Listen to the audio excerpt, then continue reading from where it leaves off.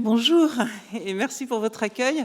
C'est vraiment une joie pour moi de vous retrouver, c'est toujours un plaisir. Depuis que je viens en semaine sociale, je suis devenue moins ignorante des questions sociales et j'ai beaucoup appris avec vous et je suis encore très heureuse de vous rejoindre aussi ici à domicile, enfin pour moi à domicile. Donc effectivement, on m'a demandé de vous parler du travail dans la Bible. Eh bien, c'est un gros travail, disons-le d'emblée. Sur le travail, comme sur de nombreuses questions qu'on lui pose, la Bible n'a pas de discours univoque, pas plus qu'elle ne développe un propos systématiquement construit. Le travail est cependant une réalité très présente dans les textes bibliques de l'Ancien et du Nouveau Testament. Et ce que je vais vous proposer ce matin, ce n'est pas une sorte de synthèse de tout de ce qui pourrait être l'enseignement de la Bible sur le travail, parce que je pense que ça n'existe pas, mais plutôt une déambulation à travers quelques textes significatifs. Je vais vous proposer ce que la tradition juive appelle faire un collier, qui est une technique exégétique dans le judaïsme, c'est-à-dire lire des textes qu'on met en réseau comme on enfile des perles, quelques perles de l'Ancien Testament et d'autres de l'Évangile de Matthieu. Je privilégie cet évangile car plus que les autres, il met en scène des travailleurs et envisage la dimension socio-économique des situations. Les choix que j'ai opérés procèdent d'une découverte que j'ai faite en préparant cette contribution. Les textes bibliques parlent peu du travail, ils en parlent mais peu. Mais ils mettent souvent en scène des travailleurs, ils évoquent des situations de travail. Et en général, ces situations sont le lieu d'une élucidation sur ce qui est engagé par le travail, à savoir une certaine manière de considérer et de traiter les êtres humains, un certain type de rapport à la vie, mais aussi aux biens et aux richesses, au pouvoir et bien sûr à Dieu. La situation de travail est le lieu d'un discernement sur ce qui oriente l'existence et sur ce qui habite le cœur. C'est ce que je vous propose de regarder ensemble ce matin, après avoir pris la mesure du lien étroit dans l'Ancien Testament entre la condition humaine et le travail.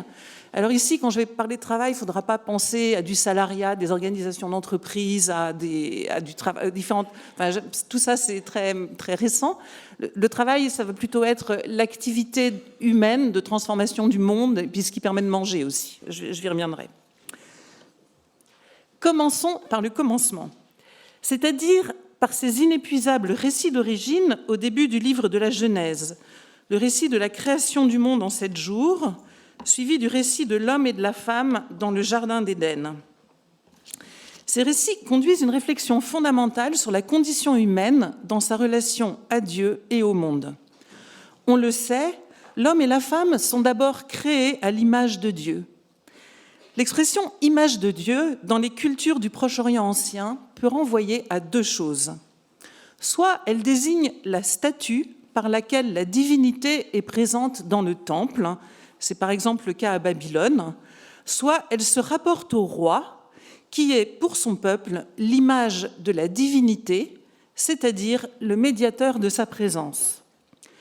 Le récit biblique transpose cette expression pour l'appliquer à tout être humain, et il le fait au moment même où il raconte la création de cet humain, homme et femme. L'expression « image de Dieu » peut alors être comprise comme un double énoncé sur la condition fondamentale des hommes et des femmes. En premier lieu, le Dieu biblique, le Dieu vivant, n'est pas présentifié par une statue, il est rendu présent dans les êtres humains, dans chacun, dans chacune. Les humains sont la médiation première de sa présence au monde. Et puis ces êtres humains, hommes et femmes, sont en quelque sorte des rois dans le monde, c'est-à-dire qu'ils reçoivent du Dieu qu'ils représentent une délégation de son autorité royale, autrement dit une charge de gouvernance sur la communauté des vivants. On pourrait donc dire que leur être au monde est d'emblée politique, d'emblée en responsabilité. Remarquons aussi, pour terminer, que la première fois qu'il est question des êtres humains dans le récit biblique, c'est relativement à Dieu. Ils sont exclusivement envisagés et définis par rapport à lui et en vis-à-vis de lui, hommes et femmes à son image. Et c'est cette expression qui permet d'inférer un certain type de relation au monde qui est déployée après. Et le travail, dans ce premier récit, n'est pas explicitement évoqué. Le récit qui suit, l'histoire de l'homme et de la femme au jardin, reprend les choses par un autre biais. Dans la suite du grand récit d'ouverture, la semaine créatrice qui est en mondiovision, ce récit opère comme un zoom sur la condition humaine. De plus, il déploie un autre scénario de création dans lequel les humains ne sont pas créés les derniers, comme dans le précédent, mais les premiers. Le récit s'ouvre ainsi, je vous lis juste le début.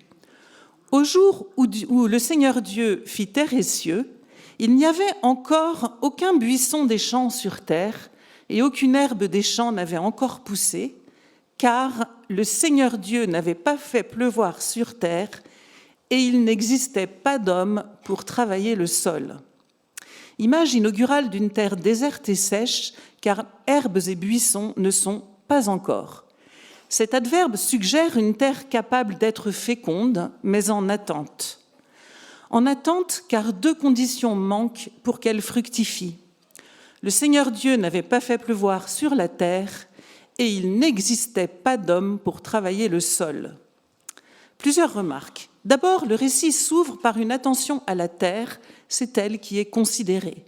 Elle est en quelque sorte au centre, et c'est relativement à elle que l'homme est envisagé, ou plutôt que l'homme et Dieu sont envisagés.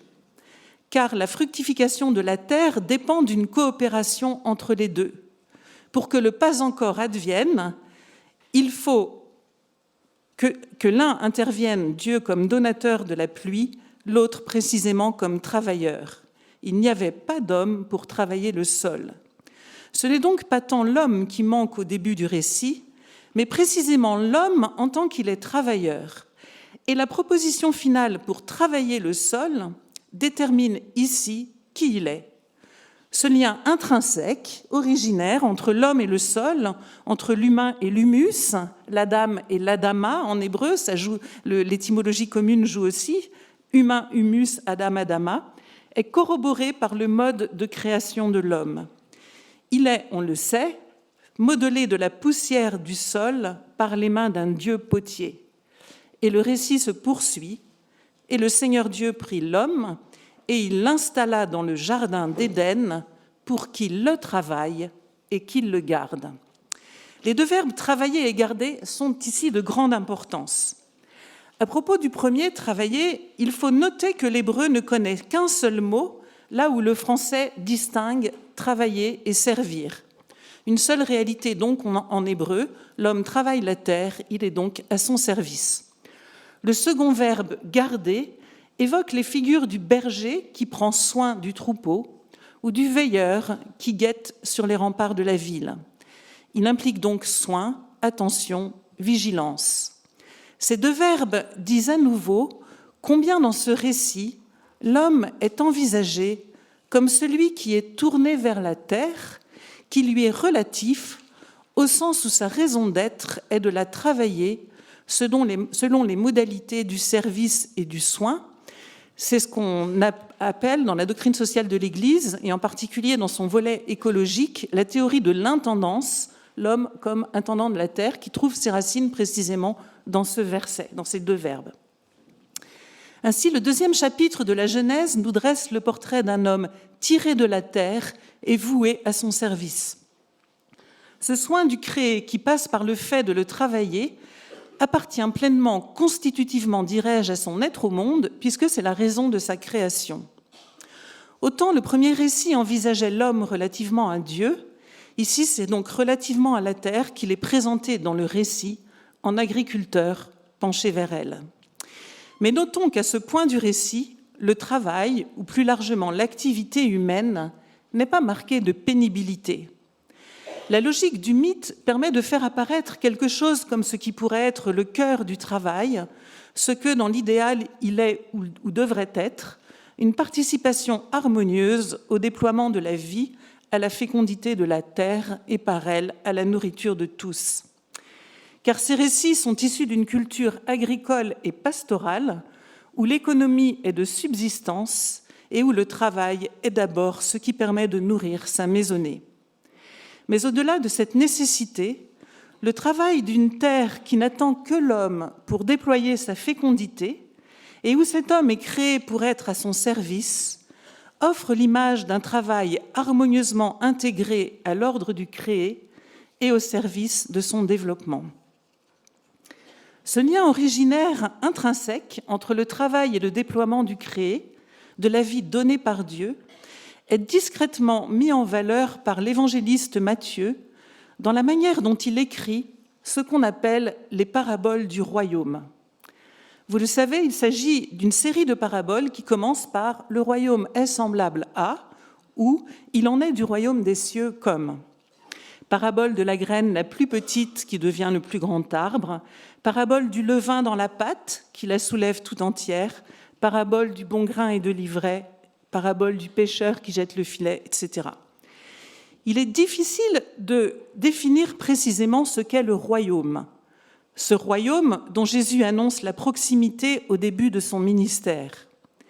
Mais beaucoup des paraboles qu'il évoque parlent de réalités dynamiques qui croissent, qui portent fruit, qui nourrissent, graines, levain, etc. Elles sont de l'ordre de la vie qui se déploie. Or, chez Matthieu, elles présentent une particularité. Comparons avec Marc. La parabole de la graine de moutarde, par exemple, commence comme ceci chez Marc. À quoi allons-nous comparer le royaume de Dieu, ou par quelle parabole allons-nous le représenter ? C'est comme une graine de moutarde. Lorsqu'elle est semée dans la terre, c'est la plus petite de toutes les semences. Matthieu, quant à lui, dit ceci. Le royaume des cieux est comparable à une graine de moutarde qu'un homme prend et sème dans son champ. Certes, l'analogue du royaume, c'est bien la graine qui va se déployer, en Matthieu comme en Marc. Mais Matthieu donne à voir une des conditions de possibilité de cette croissance qui est passée sous silence en Marc, le geste d'un homme qui sème. Le royaume des cieux est comparable à une graine de moutarde qu'un homme prend et sème dans son champ. Il faut ce travail, cette médiation, pour que la graine, image du royaume, se déploie. Or, ces paraboles du royaume en Matthieu évoquent toute une situation professionnelle, presque toutes. Elles mettent en scène quelqu'un qui fait un geste d'expert, et c'est ce geste qui permet à la réalité qui métaphorise le royaume de se déployer. Quelques exemples. Il en va du royaume des cieux comme d'un homme qui a semé du bon grain dans son champ. Ou encore, le royaume des cieux est comparable à du levain qu'une femme prend et enfouit dans 3 mesures de farine. Ou encore, le royaume des cieux est comparable à un marchand qui cherchait des perles fines. Jésus convoque ici agriculteurs, boulangers, commerçants, pêcheurs, parce qu'il voit dans leur geste expert un allié pour parler de la venue du royaume. Ces gestes sont des médiateurs qui permettent à la graine, au levain, au filet de faire leur œuvre. Les travailleurs mis en scène dans les paraboles sont les serviteurs de la matière qu'ils travaillent, comme l'est l'Adam créé pour le service du sol dans la Genèse. Le travail comme activité de l'homme dans le monde est donc inhérent à sa condition. Il appartient au projet créateur, il est au service de son déploiement, du déploiement de la création auquel il participe. Regarder les travailleurs est une voie d'accès pour appréhender quelque chose du royaume de Dieu, rien de pénible à cela. Mais le propos biblique sur le travail ne s'arrête pas là, car le travail tel que l'expérimentent les Israélites dans leur vie quotidienne n'est pas seulement l'heureux service du jardin.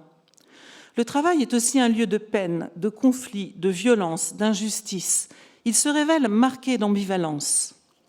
L'histoire de l'Adam au jardin s'achève, on le sait, par des malédictions.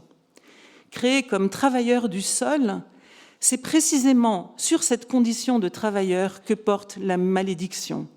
Je cite, « Dieu dit à l'Adam, « Parce que tu as écouté la voix de ta femme et que tu as mangé de l'arbre que je t'avais interdit en disant « Tu n'en mangeras pas », maudit soit le sol à cause de toi. Dans la peine, tu en mangeras tous les jours de ta vie. Épines et chardons, il fera germer pour toi, et tu mangeras l'herbe des champs. À la sueur de tes narines, tu mangeras du pain, jusqu'à ce que tu retournes au sol, car de lui tu as été pris, car tu es poussière, et à la poussière tu retourneras. Le récit s'achève donc sur la perspective d'un sol devenu difficile à travailler et moins fécond, et par conséquent d'un travail marqué par la pénibilité, un régime alimentaire appauvri, manger de l'herbe, sans parler de l'horizon de la mort. La cause en est la consommation du fruit de l'arbre interdit.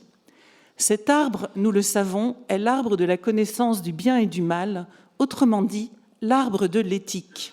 Pour faire vite, alors ce sont des textes immenses et très riches et très difficiles, donc je vais aller très vite. Pour faire vite, disons que l'interdit posé sur cet arbre signifie que la détermination du bien et du mal, autrement dit la source de la loi, ne relève pas d'une décision de l'Adam. Ou pour le dire autrement, sa vie dans le jardin, sa vie comme travailleur, est placée sous un ordre éthique et que la transgression de cet ordre affecte cette condition originelle. Le travail devient alors un lieu d'ambivalence. Effectué dans le respect de la loi, c'est-à-dire accompli avec justice, inscrit dans une éthique, il est porteur de vie. Irrespectueux de cette éthique, il est porteur de mort, pour faire très vite, une fois encore. Les situations de travail peuvent alors être lues comme une exploration du conflit de valeurs dont elles sont la scène. C'est alors moins le travail qui retient l'attention que les modalités de son exercice. Le livre de l'Exode est passionnant de ce point de vue. De la première à la dernière page, il déploie toute une réflexion autour du travail, de ses formes et des conditions de son exercice.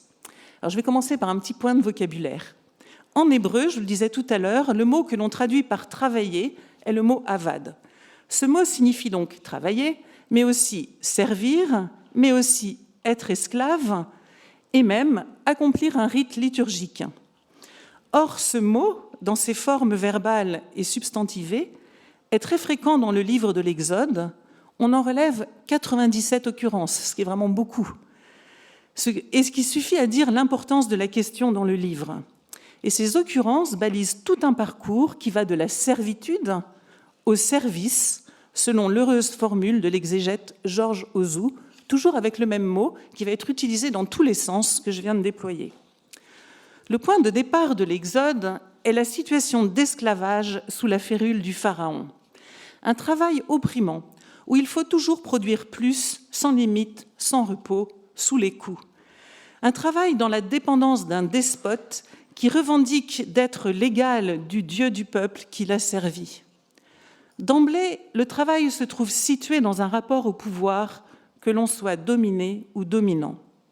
Cet esclavage est la cause, la seule, de la sortie d'Égypte. Premier élément donc, l'expérience première et archétypale du salut dans l'Ancien Testament est la sortie de l'esclavage, d'un travail qui déshumanise, de la dépendance envers une autorité qui s'arroge droit de vie et de mort. Le livre de l'Exode tout entier raconte la manière dont Dieu conduit le peuple et lui apprend la liberté sous sa propre autorité. L'alliance conclue entre Dieu et le peuple est le cadre qui permet d'articuler la relation d'Israël avec Dieu et secondairement son rapport au travail. Car en ce qui concerne le travail, l'alliance permet la mise en place de deux garde-fous. Tout d'abord, une limite. Au cœur de l'alliance, il y a la loi, dont le décalogue est le prologue. Or, le décalogue prescrit ceci: qu'on fasse un mémorial du jour du Shabbat en le tenant pour sacré. Tu travailleras 6 jours, faisant tout ton ouvrage.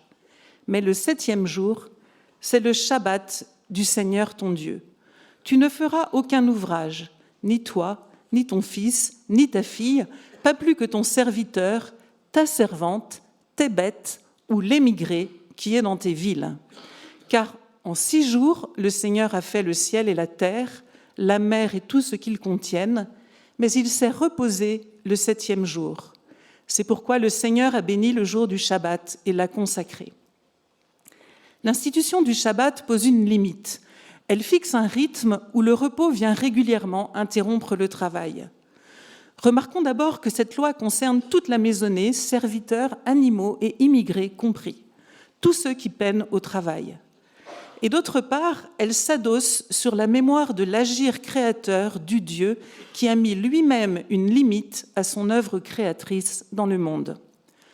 Le repos se trouve ainsi inscrit dans le projet créateur, au même titre que le travail. Ce repos sabbatique est également pour Israël mémoire de sa libération d'une servitude invivable. Et la version du Décalogue que l'on lit dans le Deutéronome, parce qu'il y a deux versions dans la Bible, la version du Décalogue le rappelle. « Tu te souviendras qu'au pays d'Égypte tu étais esclave et que le Seigneur ton Dieu t'a fait sortir de là d'une main forte et d'un bras étendu. C'est pourquoi le Seigneur ton Dieu t'a ordonné de pratiquer le jour du Shabbat. » Le second garde-fou se trouve formulé dans la scène du buisson ardent, donc l'envoi de Moïse en mission, tout au début du livre, au moment même où Dieu l'envoie vers Pharaon pour négocier la libération du peuple. Moïse résiste, il a peur et essaie de se défiler. Il entend alors Dieu lui dire « Je suis avec toi. Et voici le signe que c'est moi qui t'ai envoyé. Quand tu auras fait sortir le peuple d'Égypte, vous servirez Dieu sur la montagne. » Ici, l'expression « servir Dieu » pourrait être de la même manière traduite par « vous travaillerez pour Dieu ». Elle fait d'abord entendre un déplacement d'autorité. De peuple asservi à Pharaon, Israël devient peuple du Seigneur. La liberté pour Israël n'est pas sans maître en fait. Il est sous l'autorité du Seigneur qui est roi. C'est aussi l'irruption d'une nouvelle forme de travail, car ici l'expression « servir Dieu » désigne la liturgie, le culte. Ainsi, le signe de la libération de l'esclavage donné à Moïse est la promesse d'un peuple réuni pour la célébration du culte sur la montagne. Et de fait, le livre de l'Exode s'achève par la construction du premier sanctuaire qui permet la mise en route du culte. La liturgie est mémoire du salut et donc aussi de la servitude. C'est bien la libération d'Égypte qui est au cœur de la mémoire et donc du même coup la servitude. Cette mémoire suffit à être une antidote à un retour à la servitude ou à l'asservissement de l'autre, comme le rappelle un ensemble de lois. Parce que tu as été esclave, tu libéreras ton esclave notamment. Elle est aussi un service de Dieu, une reconnaissance de l'autorité sous laquelle le peuple choisit de se mettre. Non pas un tyran humain, mais le roi du ciel, le transcendant, qui ne se laisse ni voir ni manipuler. Et la liturgie est la forme que prend le service de l'homme à l'égard de son Dieu roi. Enfin, la liturgie est limite mise au travail en tant qu'elle évite à celui-ci de se clore sur sa logique productiviste. Les offrandes végétales et animales tiennent une place importante dans la liturgie d'Israël. Ce sont les fruits de son travail que le peuple offre. L'offrande des prémices de la récolte, notamment, donc des tout premières gerbes moissonnées, permet de se souvenir au début de la saison des moissons que tout appartient à Dieu et par cette offrande, tout lui est symboliquement retourné. En récoltant le fruit de son travail, Israël le reçoit non comme son dû, mais comme le don de Dieu. La liturgie introduit donc dans le travail une dimension de dépossession et la reconnaissance d'une altérité.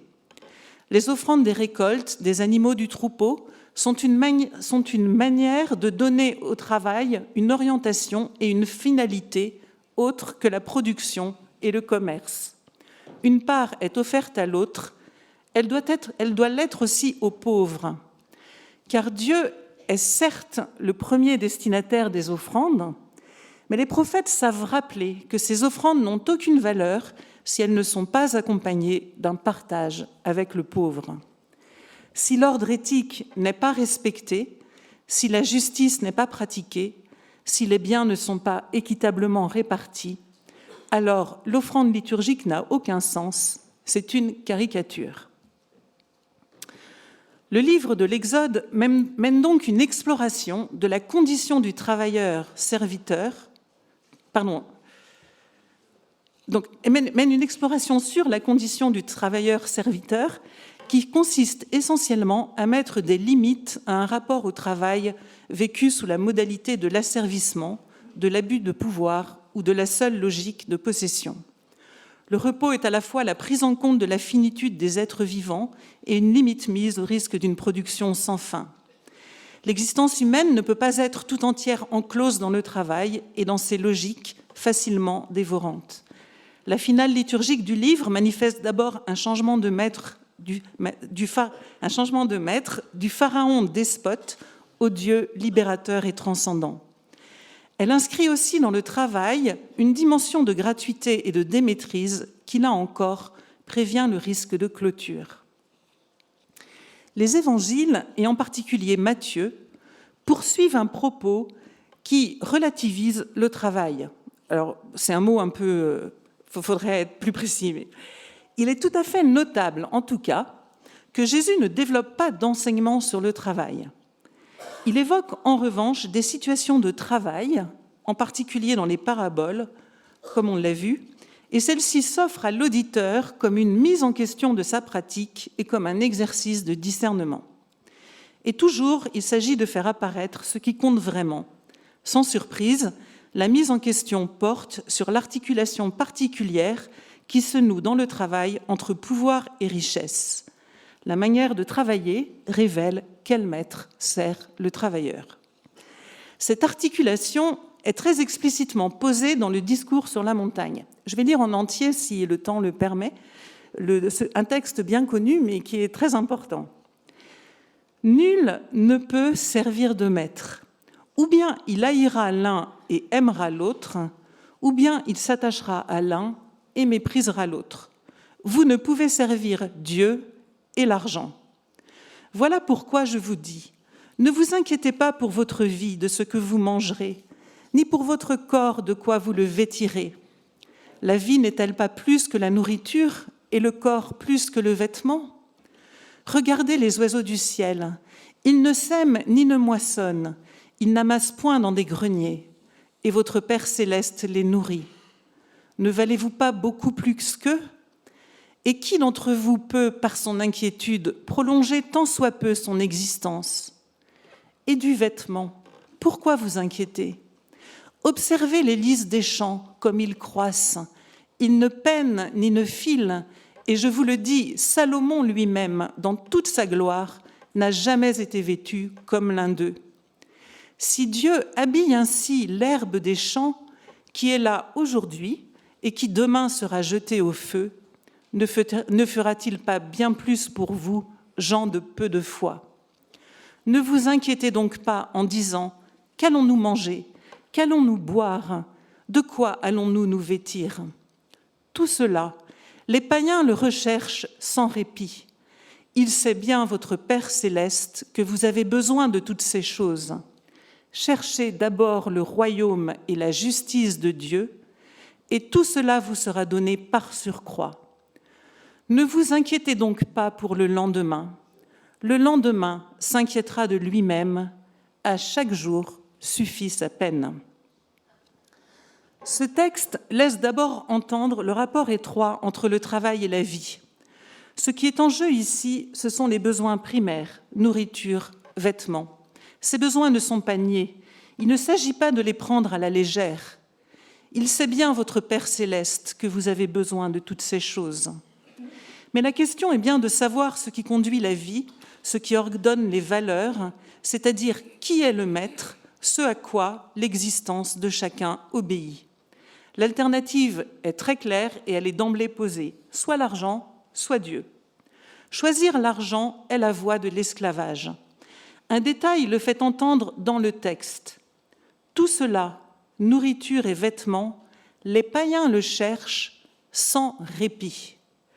C'est le sans répit de l'esclave. Ici, l'esclave du maître argent, toujours en quête d'un gain plus grand. Esclave des biens, celui qui a l'argent pour maître, esclave des biens, celui qui a l'argent pour maître est aussi esclave du temps. Il vit au futur pour le lendemain, car demain qui n'est pas encore là est la promesse d'un gain supérieur. Demain vaut pour ce qu'il rapportera et qui occupe déjà tout l'aujourd'hui. Jésus casse cette logique d'accumulation et d'investissement sur l'avenir. Bon, je le commente, c'est facile, mais c'est un peu une bombe ce texte en fait. On se sent tous un peu... Le travail est bien là. Il ne s'agit pas ici d'un providentialisme naïf ou magique. Le travail est là, mais c'est celui d'aujourd'hui. Ne vous inquiétez pas pour le lendemain. À chaque jour suffit sa peine. Il y a bien une peine de l'aujourd'hui. Aujourd'hui, comme la mesure de l'homme, aujourd'hui, comme la présence offerte à notre présence, aujourd'hui aussi, comme une limite mise à la tyrannie du temps qui s'accélère lorsque l'avenir devient trop monétisable. Choisir Dieu comme maître modifie le rapport au monde parce qu'il dégage de l'avidité des biens comme de la peur de manquer. Il est intéressant de voir comment, par les comparaisons qu'il utilise, Jésus réinscrit ici la vie humaine dans l'ensemble du créé et de ses rythmes. Les modèles de la confiance en Dieu, d'une vie conduite sous son autorité, sont le lys, un végétal, et l'oiseau des champs, un animal. Le Créateur pourvoit à leur vie. Pourquoi en irait-il différemment pour les êtres humains ? L'invitation n'est pas ici de cesser le travail, mais une fois encore de le situer de façon juste. Ce qui compte, c'est l'orientation de l'existence, ce qui la guide et qui, du coup, donne sa tonalité, sa qualité au travail. Que cherche celui qui travaille ? Vers quoi tend-il ? Pourquoi allons-nous travailler ? L'alternative est posée radicalement au début du texte, Dieu ou l'argent. Elle est reprise à la fin sous la forme d'une invitation. Cherchez d'abord le royaume et la justice de Dieu, et tout vous sera donné par surcroît. Avoir une vie orientée par le royaume, nous voyons bien ce que cela veut dire, et en même temps nous ne voyons sans doute pas trop bien ce que cela veut dire. Le royaume relève du mystère de Dieu, dont Jésus dit qu'il vient, qu'il est là et qu'il échappe. Chercher le royaume engage donc à vivre sur le qui-vive, si je puis dire. Il invite à un style de vie où la contemplation du monde, des travailleurs aussi, la recherche de Dieu dans le monde, le discernement sont d'indispensables alliés. Un aspect de ce royaume est particulièrement mis en évidence, sa justice. Nous retrouvons ici ce que nous voyions au début à propos de l'Adam dans le jardin. Le travail, ou plutôt la condition laborieuse de l'homme, se déroule sous un ordre éthique qu'il convient de respecter. Or, Matthieu ne nous laisse pas ignorants de ce qu'est l'éthique du royaume. Vers la fin de l'Évangile, toute une série de paraboles, elle aussi paraboles du royaume, le royaume est semblable à, en traite explicitement. C'est la parabole des talents, la parabole des ouvriers de la dernière heure, celle du débiteur impitoyable, etc. Des paraboles qu'on a bien en tête.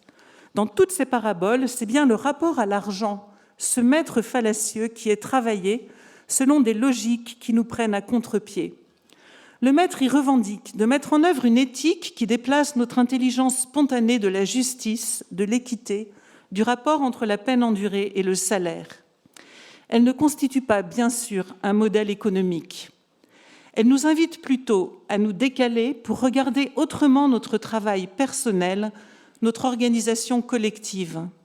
Elles ouvrent un écart qui invite à la mise en question, à la créativité, à l'audace pour transformer nos pratiques, imaginer d'autres organisations orientées par la quête du royaume et de sa justice. Ce royaume relève du mystère, il nous échappe. Mais il est indissociable dans la Bible de la perspective d'une terre qui fructifie, de biens offerts en partage à tous et d'une communauté humaine qui habite le monde dans la paix et la justice. Nous en entendons l'urgence. Je vous remercie.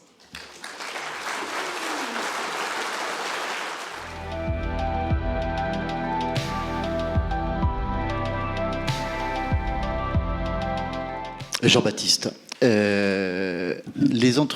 l'heure vous avez dit on a ces jeunes générations qui viennent mettre un petit coup d'aiguillon aux entreprises. À l'époque, quand Benoît Algan et d'autres, en remise de diplôme, il y a eu HEC, il y a eu Paris Agrotech, il y a eu... alors avec des positions plus ou moins radicales, et donc Benoît à Polytechnique, on a l'impression que les entreprises, ils se sont dit, bon, bah, écoutez, très bien, vous voulez pas de nous, nous, on veut pas de vous. Comment ça se passe aujourd'hui? Est-ce que le dialogue et ce que revendique justement cette génération de jeunes qui était aussi très impactée par le Covid, hein, il y a eu une réflexion quand même assez poussée à ce moment-là sur la façon dont ils voyaient leur vie. Comment se passe ce dialogue? Est-ce que ça dialogue tout simplement d'ailleurs? Alors, je ne peux pas parler pour toutes les entreprises, seulement celles que je connais. D'abord, pour dire que d'un certain côté, c'est peut-être les entreprises qui ont enclenché ce qui s'est passé, une partie de ce qui s'est passé avec la question de l'engagement au travail, de l'implication au travail, qui est prônée en leur sein. Le sens est en quelque sorte une réponse du berger à la bergère de dire, puisque vous voulez qu'on soit engagé dans notre travail, ben regardez nous ce dont on a besoin, voilà ce qu'on demande. Donc c'est pas à sens unique. Il y a une sorte de dialogue entre les deux. Et moi j'ai l'impression qu'il n'y a pas du tout de divorce sur la question, comme on avait pu penser au moment de ces exercices de communication un peu flamboyants.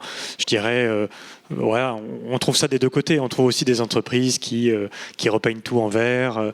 Et ce que je trouve plus intéressant, c'est que voilà, et comment ça se passe dans la pratique. Et les exemples qu'on a ici, c'est justement des salariés qui essayent d'enclencher ce dialogue, qui est un dialogue finalement qu'on pourrait faire rentrer dans le cadre presque du dialogue professionnel dont peut-être nous parlera Sophie tout à l'heure. C'est pas un dialogue social uniquement, c'est un dialogue avec ses managers, de dire voilà, j'ai envie d'avoir une implication sur ces sujets. L'entreprise et peut-être l'échelle humaine aussi d'un groupe qui peut sentir qu'elle peut influer, qu'elle peut changer quelque chose. Récemment, j'ai entendu une interview passionnante d'un psychopaléontologue, voilà, ça existe, qui nous dit que en fait, si vous le savez pas, globalement, on n'est pas sorti de la grotte et que en fait, on est capable uniquement de se référer à ce qui constitue en fait la tribu, c'est-à-dire 50 personnes. C'est-à-dire que comprendre dans un groupe de 50 personnes quel est son impact, ça on est capable. Au-delà de 50 personnes, ça devient totalement flou et peut-être qu'en effet l'entreprise, enfin des collectifs sont des endroits où justement on peut considérer son impact. Sophie, on a entendu des choix assez radicaux de quitter certaines carrières pour aller retrouver sa terre, passer à du temps partiel. On entend aussi que le lieu du travail peut être le lieu de la militance, organiser des expositions, allier son temps avec une action plus radicale comme celle de Benoît, avec spiritualité. Voilà, j'ai oublié le nom de son association. Il nous en excusera. Lutte et contemplation, voilà. Et il y a aussi Greenfest. Enfin, il y a un certain nombre de collectifs aujourd'hui sur la pensée chrétienne et l'action. C'est la question du sens là qui est posée. Le travail aujourd'hui, on est en train de changer de perception dans la vie. Je pense que c'est la même place. Ça. Oui, je crois que le Covid, et pas tant l'origine du Covid, mais le confinement auquel il a abouti, ça a été une expérience collective, justement, absolument inédite. Parce que tout le monde, et pas seulement les jeunes, et pas seulement les cadres. Ils ont été bien touchés, hein, les jeunes. Pardon ? Les jeunes ont été particulièrement impactés. Ils ont été très, très impactés. Mais ce que je veux dire, c'est que c'était une expérience collective universelle où tout le monde s'est posé cette question de la vie au travail et le travail dans ma vie. Je ne connais pas quelqu'un qui ne s'est pas posé cette question-là, quel que soit l'âge, et pas seulement les cadres. Tout le monde s'est posé cette question-là. Et ça, le fait que ce soit une question qui a été posée collectivement à tout le monde, ça a forcément un impact, ça laisse des traces. Donc oui, bien évidemment, c'est un sujet qui vient. Maintenant, s'il laisse des traces aussi, c'est parce que c'était une évolution qui était avant la crise et qui était en train de bouger sur notamment des questions d'individualisation et de sens de ce qu'on fait. On parlait des pratiques managériales. Dans les assises, c'est beaucoup remonté le sujet du management par les chiffres, les KPI liés à une économie financiarisée qui pousse à ça. Donc c'était un mouvement de fond, mais c'est vrai que là, il y a eu quelque chose qui a changé. Maintenant, tout le monde ne peut pas avoir un métier qui va transformer le monde. Tout le monde ne peut pas être militant actif d'une ONG ou dans une entreprise qui a ça pour objectif. Pour autant, c'est vrai que c'est très partagé par beaucoup de salariés. Dans l'étude qu'on a fait au CESE, là, quand on voulait demander l'impact du dérèglement climatique, on demandait aussi, est-ce que vous avez déjà, vous, vécu ou été témoin de droits de retrait ou de choses un peu dures dans l'entreprise? On a eu, par exemple, alors chez les cadres, très souvent, des cadres qui refusent de faire des déplacements en avion qui sont inutiles et où la visio peut remplacer. Mais on a vu aussi des jardiniers dans des collectivités territoriales, parce que c'est pas que les entreprises privées, hein, c'est le travail, y compris dans le secteur public, qui disaient je refuse d'utiliser tel et tel produit, c'est mauvais pour ma santé, c'est mauvais pour la planète, et moi je refuse maintenant d'utiliser tel ou tel produit. Donc on voit bien que un métier de cadre, un métier de jardinier, c'est pas sauver la planète, mais pour autant dans l'activité quotidienne, oui, il peut y avoir des réflexes comme ça. Et puis, ce qui ressort beaucoup aussi, c'est on ne veut plus le greenwashing. C'est-à-dire que ce greenwashing-là, il insupporte tout le monde aujourd'hui maintenant. Et pas simplement les ONG qui ont l'habitude de surveiller les rapports des entreprises sur le sujet.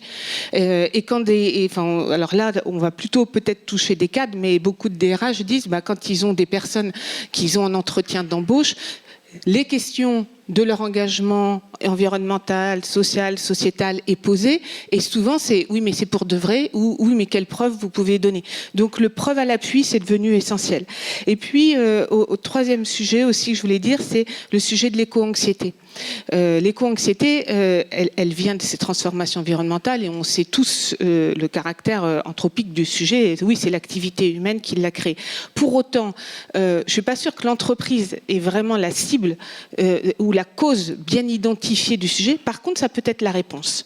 C'est-à-dire que face à l'éco-anxiété, et comme à tous les types d'anxiété d'ailleurs, mais face à l'éco-anxiété, le sujet c'est d'avoir le sentiment de pouvoir agir, et chacun à son niveau. Ça peut être par des éco-gestes, ça peut être par une transformation de métier, ça peut être par du mécénat de compétences sur des sujets environnementaux, ça peut être par du bénévolat, ça peut être par une action de l'entreprise, ça peut être par analyser la transformation des métiers dans la prise en compte des normes environnementales. Il y a 10 000 façons pour une entreprise de prendre en considération et de donner la possibilité aux salariés d'agir. Mais vraiment, de l'éco-geste jusqu'à la transformation du métier en passant par du mécénat de compétences, en donnant la possibilité d'agir, dans l'entreprise, il y a des moyens de lutter contre l'éco-anxiété. Mais au final, et je crois qu'on se rejoint avec Jean-Baptiste là-dessus, tu disais finalité, on vient d'en parler, contenu, j'en ai parlé, mais aussi la reconnaissance. Et ça, c'est vraiment l'objet du rapport qu'on a fait avec Jean-Dominique Sénard, reconsidérer le travail. Il y a des études qui ont été faites récentes, qui sont d'ailleurs citées dans notre rapport, qui montrent que les salariés, les travailleurs, parce que c'est aussi ceux du secteur public, et veulent être écoutés et veulent que leur point de vue soit pris en considération. Et sur l'adaptation aux transformations climatiques, ils sont aux premières loges et ils ont des choses à dire sur des choses qui peuvent être faites. Et là, au niveau du management, aujourd'hui, il y a un changement de culture à opérer ? Absolument, ce n'est pas un changement culturel, nous on appelait ça la révolution managériale. Donc on n'est pas dans le petit changement, il n'y a pas une transition écologique, il y a une transformation radicale qui est nécessaire par rapport à l'écologie. Et donc face à une transformation radicale, il faut une révolution managériale, ça c'est sûr, qui vise à écouter davantage, à associer les salariés aux solutions, parce que de toute façon l'ampleur des transformations à mener est telle que de penser qu'un dirigeant tout seul dans son coin, il va trouver la solution, c'est juste, ou une dirigeante, c'est juste illusoire. Il va falloir que ce soit les collectifs de travail qui trouvent les solutions pour faire face à ces changements, à ces bouleversements qui sont déjà à l'œuvre. Sophie Thierry, pour conclure cet échange, s'il y avait des points à mettre en avant aujourd'hui sur la façon de s'adapter. Alors je sais que Christophe Béchu, quand il était ministre de la transition écologique, avait eu le malheur de dire il va falloir s'adapter, et ça a valu une certaine polémique, mais on en est bien là. S'il faut s'adapter aujourd'hui au changement climatique, on annonce 4 degrés à la fin du siècle, aujourd'hui plus 4 degrés. Quelles sont les priorités? En sachant aussi, et vous l'aviez dit au début de cette table ronde, que évidemment le changement climatique, ce n'est pas la seule chose aujourd'hui qui impacte le travail. Vous avez placé la nouvelle technologie, notamment l'intelligence artificielle, et la question de la démographie. Donc comment est-ce que aujourd'hui, qu'est-ce qu'il faut faire? Moi, je vais centrer ma réponse sur le monde du travail, ce qui est la chose que je connais un petit peu, et vous raconter. Quand au CESE, on a travaillé sur les acteurs de l'emploi et du travail pour réussir la transition écologique. C'est par la planification écologique. C'est parce que le secrétariat général à la planification écologique avait fait une superbe feuille de route dans laquelle il est donné des objectifs pour le bâtiment, pour le transport, pour l'alimentation, et il avait complètement oublié de parler de l'emploi. Et on avait dit, mais attendez, pour avoir des bâtiments rénovés sur le plan énergétique, c'est bien, vous vous êtes fixé des super objectifs et c'est bien, on a besoin de ces caps-là, mais très concrètement, qui va le faire? Et donc, ils ont complété en disant, bon, ben voilà, la feuille de route emploi qui va avec, en disant, donc il faut tant de personnes. Ben oui, mais il faut que les personnes soient compétentes sur le sujet. Ah oui, donc on va compléter notre prévision et on va dire qu'il faut tant de formations. Puis les formations sont là et puis elles sont vides. Pourquoi? Parce qu'on ne parle que de l'emploi, de façon macroéconomique. Mais à un moment donné, ce qu'il faut, c'est se mettre à hauteur de femmes et d'hommes. Qu'est-ce qui fait que les gens vont avoir envie de retourner travailler dans l'agriculture? Pourquoi ils vont avoir envie de faire de la rénovation des bâtiments? Pourquoi ils vont aller de la voiture thermique à l'électrique? Et on sait qu'en passant de thermique à l'électrique, il y aura moins d'emplois de toute façon. Donc il va falloir qu'ils se reconvertissent ailleurs. Donc on a essayé de faire ça dans cet avis du CESE, c'est de se placer à hauteur d'hommes et de femmes en disant, selon que je suis en formation initiale et que je vais rentrer dans le marché du travail, selon que je suis dans la situation des 3 personnes qu'on a vues, je suis en emploi, mais j'ai envie de quelque chose qui donne vraiment du sens. Ou bien je suis impactée par des licenciements à venir parce que dans mon secteur, ça va être fini. Ou bien je suis demandeur d'emploi et j'ai envie de m'inscrire dans un emploi durable. Qu'est-ce que je peux mobiliser? Et là, on voit qu'il y a des outils, mais ils sont très peu mobilisés. Et moi, je pense que la capacité d'adaptation, ça sera de concilier une sorte de droit à la reconversion et de systèmes massifs qui permettent des reconversions professionnelles avec tout l'accompagnement nécessaire, le conseil, l'orientation, la formation professionnelle, de tester des métiers, de la protection sociale qui accompagne tout au long de la vie. Pôle emploi, France Travail, pardon. Mais à l'époque, c'était Pôle emploi. Il disait qu'une personne qui rentre sur le marché du travail aujourd'hui changera entre 13 et 15 fois d'employeur. Donc oui, il faut accompagner vraiment individuellement, en conseil, en orientation, en formation, les reconversions professionnelles parce qu'il va y en avoir beaucoup. Et ça sera normal parce qu'il va falloir beaucoup s'adapter à tous ces changements. Et ça peut être une très bonne nouvelle, de se dire qu'on n'a pas un métier pour toute la vie, mais que si on veut, on va pouvoir bouger. Voilà. Mais il faut renforcer cet accompagnement individuel et collectif. Même question, Jean-Baptiste. Alors je vais réagir par rapport à ce que disait Benoît, qui parfois présente quelque chose d'idéal, où il va très loin dans ses convictions. Et je voudrais dire qu'on n'est pas tous obligés d'aller dans le chemin qu'il trace, il ne faut pas mettre la pression. Et que souvent on confond, moi j'ai beaucoup de questions quand on parle du sens au travail, entre sens au travail et équilibre vie professionnelle et vie personnelle. Et parce que souvent c'est porté par les mêmes personnes. Vous voyez, ils vont tous les 3 parler. Voilà. Benoît, il est très engagé sur ces sujets et en même temps, il dit je travaille que 3 jours. Bon, il est en emploi à 3 jours parce que son travail bénévole, c'est quand même un travail. Mais voilà. Et en tout cas, c'est pas forcément corrélé. Je vais donner des contre-exemples dans le secteur associatif, dans le secteur de la culture. Par exemple, on a des personnes qui trouvent énormément de sens dans leur travail, mais qui sont au bord du burn-out, justement parce qu'ils ont une cause et qu'ils ont du mal à prendre du recul par rapport à cette cause. Donc, même si certaines personnes portaient 2 combats à la fois, c'est des choses très différentes. Et aujourd'hui, moi, les économistes s'y risquent, mais je ne sais pas s'il va falloir travailler plus pour assurer la transition parce qu'on a moins de produits phyto et donc il va falloir plus désherber à la main, ou est-ce qu'on va travailler moins parce que l'intelligence artificielle va on va lui déléguer un certain nombre de tâches. Donc, en tout cas, moi, je ne ferai pas de corrélation automatique entre ces deux débats. Et peut-être le point de sortie pour moi, c'est la question du dialogue. C'est-à-dire, pour mener à bien ces transitions qui redéfinissent le contenu des métiers, le périmètre des métiers, la répartition dans les métiers, et aussi, ce que je disais à l'instant, la question de l'intelligence artificielle, on sait que c'est une technologie qui n'a pas de mode d'emploi au départ. Il n'y a pas comment bien utiliser Internet, comment bien utiliser l'intelligence artificielle. Et donc, c'est chacun dans son... On essaye, mais voilà, c'est pas. De le charter, il n'y a pas de le développeurs qui sont arrivés, qui ont conçu IA et qui disent bon voilà, il y a 2 bonnes façons de le faire. Et donc chacun avance avec une bougie à la main, éclaire ce qu'il peut. C'est ce que la recherche appelle la frontière irrégulière de l'intelligence artificielle. Et donc ça va se faire de façon décentralisée. C'est pas quelqu'un tout seul dans son bureau qui va dire voilà comment ça va se passer. C'est les ingénieurs, c'est les travailleurs sur le terrain qui vont découvrir des choses dans les 10, 15, 20 ans, qui vont redéfinir leurs différents métiers et qui vont créer des conséquences importantes. Donc pour toutes les raisons qu'on a données aujourd'hui, plus ça ici que j'ajoute, ça va devoir se faire dans un dialogue professionnel entre les managers, la ligne managériale et les travailleurs très concrètement sur le terrain. On va s'arrêter là pour cette intervention. Un grand merci à vous deux. Je pense qu'on peut vraiment remercier Jean-Baptiste et Sophie.